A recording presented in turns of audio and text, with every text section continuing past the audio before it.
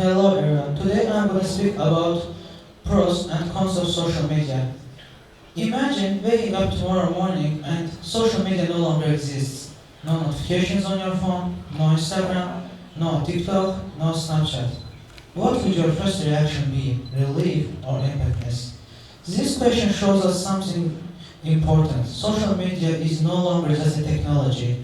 It has become a part of our lives. Let's first talk about the positive sides. Social media has brought people closer together. Today, we can connect with people from anywhere in the world within seconds, in education, business, and creativity. It has created huge opportunities. A small business can reach millions through social media. A student can learn from the best teachers in the world. People can freely share their ideas. And sometimes, even a simple message or a like can make someone feel you are not alone. But it's not that simple. There is also a dark side of social media. We start comparing our lives to the best moments of others. We see filtered, carefully selected lives that begin to feel like we are not good enough.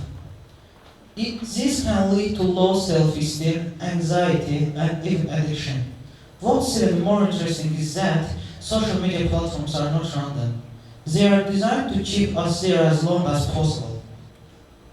We are not just users, we are paying our attention. So what's the solution? Social media is neither completely good nor completely bad. It's simply a tool. But to prevent this tool from controlling us, we must learn how to use it consciously. The first step is awareness. We should ask ourselves, why am I going on social media? Am I bored? Am I escaping something? Or am I truly trying to learn or share something? This simple question can create a big change in our lives.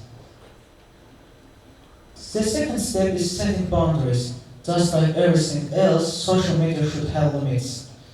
For example, using it only at certain times of the day, staying away from your phone before sleep, or reducing notifications. Even small steps like these can create a big difference in our lives. The third step is to stop comparing. We must remember that what we see on social media is not real life. Nobody fully shares their happy days. They don't share their failures and struggles. They only share when they are happy, when they did something good. But nobody shares their failures and struggles. So it's not fair to compare someone else's best moment with our ordinary day. The first step is to be a creator. Not just only scrolling and watching.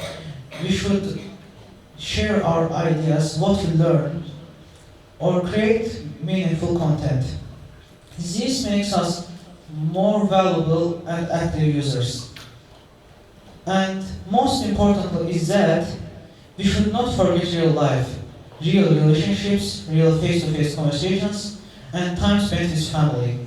Because social media should not replace life, it should only complement it. Finally, I want to ask you one question. The next time you pick up your phone, ask yourself, am I using social media or is social media using me? Because we create technology, but over time it also shapes us.